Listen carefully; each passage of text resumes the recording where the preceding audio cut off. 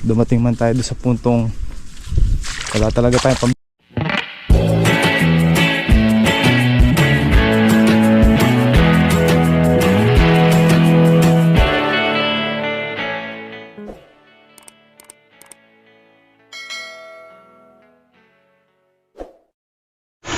Kaya mga buddy, good morning po sa ating lahat. Panibagong araw na naman at panibagong vlog. At syempre panibagong blessing. Dahil every gising po is a blessing. Dito na tayo sa farm. At kagabi mga alas 12 na kami nakauwi ni Kaka. Kaya namin yung pinapala namin. Nag-start tayo ng ating solar water pump mga buddy. Yun ang hirap pagka ang tinututukan mo is open water. So yun ang kaibahan mga kabady sa deep well. Pag open water mga kabady, kailangan mapuno mo muna yan. Yung buong PVC na yan, ang haba kasi nito mga kabady, ano yan 10 plus 10 plus 5. So 25 mga kabady, 25 feet ang haba nya. Bali dalawang dugtong, kasi ang isang pyesa niyan is 10 feet. So dalawa, 20 na siya, tapos ito pa mula doon kalahati. So 25. So kailangan punuin mo muna siya ng tubig bago mo siya mapakuha o bago siya gumana. Pupunuin mo muna talaga yung buong PVC na yan mga kabady. So itong isang drum na to hindi sapat, isa't kalahati dapat. So papalitan natin itong drum na to, kukunin natin yung malaki doon kasi mahirap umigib ng tubig doon. Inandar ko lang yung Voltron at dito ako kumuha. So sa mga nag-comment, kailangan daw nakataas yung makina natin. Tama po mga kabady. Gaya nga po nasabi ko, hindi pa natin makasikaso ngayon yan. At yayariin muna natin yung mga tanim nating halaman. Dahil magagahol na tayo sa panahon. Ito mabilis lang naman to gawin mga kabady. Isa o dalawang araw tapos na natin to. Ihahang natin yan. Halos pantay nung Voltron na yun mga kabady. Kasi doon hindi umabot ang tubig dyan. Hanggang dito lang. So kailangan halos ganun siya kataas or mas mataas siya doon. Tsaka pag tagulan mga kabady, pwede naman natin itong tanggalin dito. Tatanggalin natin itong pinaka motor niya na yan. Pahinga muna siya dahil tagulan syempre. Hindi naman natin siya magagamit pang patubig dahil hindi naman tayong papatubig dahil muulan nga. Pero ganun pa man, syempre gagawa natin ng base dito yan at kukubkubin natin ito mga kabady. Kukubera natin ito.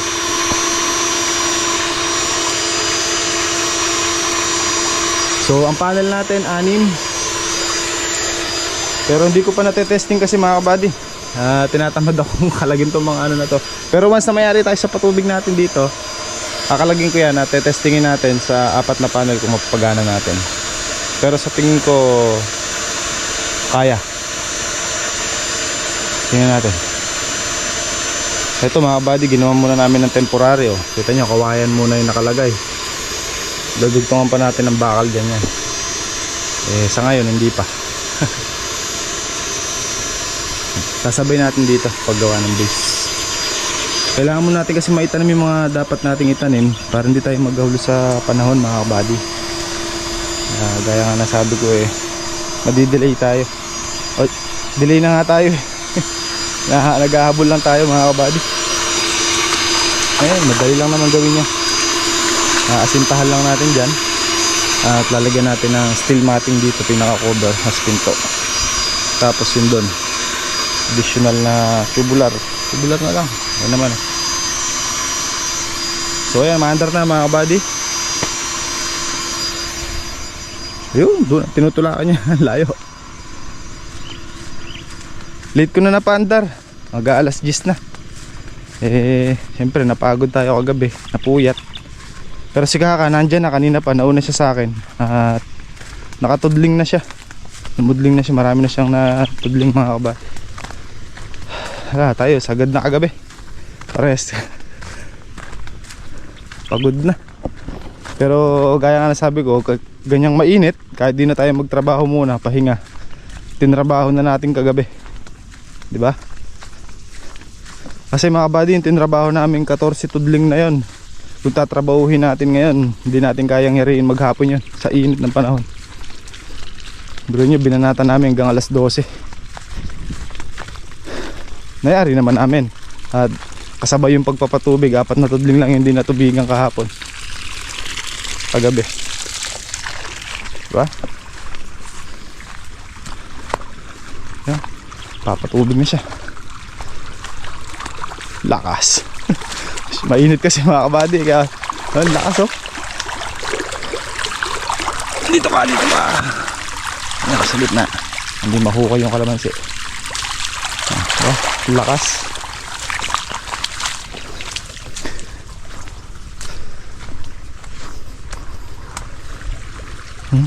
Parehas lang ang buga. Malakas talaga pag di kaligay na ganun mga kabady. Diba? Mayayari na natin to nang wala tayong binibiling diesel. Kaya sa mga kabady natin na gusto magpa-install ng ganun or gusto magpakabit ng solar water pump, pwede nyo po akong i-message mga kabady. Message kayo or mag-comment kayo dyan sa comment section natin, or message nyo ako sa Makimoto FB page mga kabady. At tutulungan ko po kayo magkaroon ng water pump na solar. Kaya nyo. Ang kainaman naman pala mga kabady sa tubo, pagka deep well lang tinututukan mo, pwede mo siyang buhayin via poso.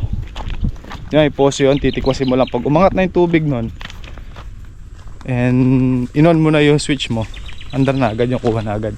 Di kagaya sa open water, kailangan pupunuin mo muna yung PVC nya na yan mga kabady bago siya kumuha. Ang kaibahan naman pag deep well at saka open water, syempre pagka open water alam natin mas magaan hilahin ng makina, presko kumbaga. Medyo ginhawa yung makina, hindi kumpara sa tubo. Kung halimbawa ang nakabaon mong tubo ay dalawa, so 20 feet ang haba nun, so bali 40 feet ang iaakit nya paangat. Medyo siyempre medyo persado rin yung makina dahil biruin nyo yung 40 feet iaahon nyo yung paangat, diba? Kumpara sa open water na andun lang yung tubig, higupin niya lang, mas magaan, mas maginhawa. Naka? Paano ka?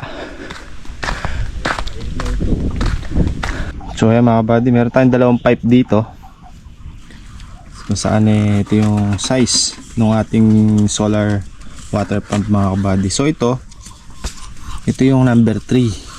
So ito yung detress, yan ganyan siya kalaki. Pagka yung motor mo detress, ito ganito.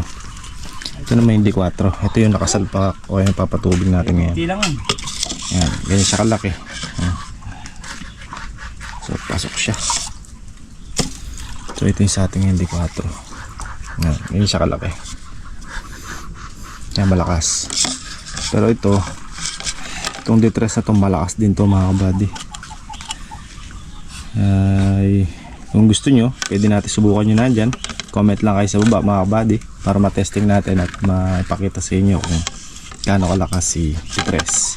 Meron naman tayo mga piyesa dito na pang detress. Meron naman tayong PVC na pang higop o yung pang inya mga kabady. Comment lang kayo dyan at testingin natin. Pwede naman mga kabady, nagpaalam naman ako doon sa binilhan natin na kung testingin natin yung detress, kung pwede. Ayan, pinadala nga niya sa atin. So ito yan, nandiyan yung motor. Yeah, pang Kenya. Gubatan. Galing kami sa gubatan. Bumi na, ayun o. Pang stick. Init. Uy, mamatibog na yung danom Kenny. May tubig dito mga kabady. Oh, punong-puno muna. Dulo na lang. Ay. Dulo na lang. Di pa natin tulo na sa gawid.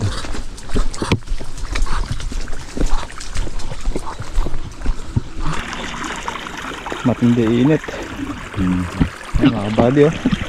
Hindi naman. Oh. Ito nakalakas yan eh.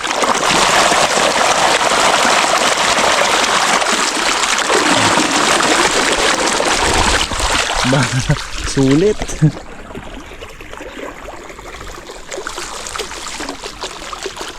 Magamit natin ng isa o 2 taon na ganito to. Ang walang aberya. Malaking ano na to mga kabady. Pero yun yung malapit tayo matapos dito. Ayun, tayo hindi ng diesel, di ba? Yun nga lang, mag-i-invest ka talaga. Malaki. Kung magagamit mo naman siya ng matagal, sulit din, nakabad. Dumating man tayo doon sa puntong wala talaga tayong pambiling diesel, meron tayong magagamit na ganyan.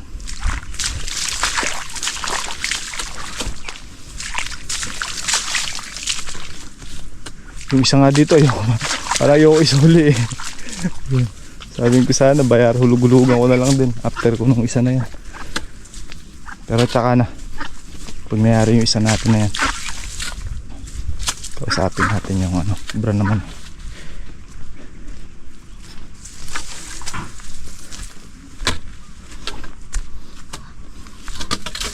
Ito na lang mga kabady, oh.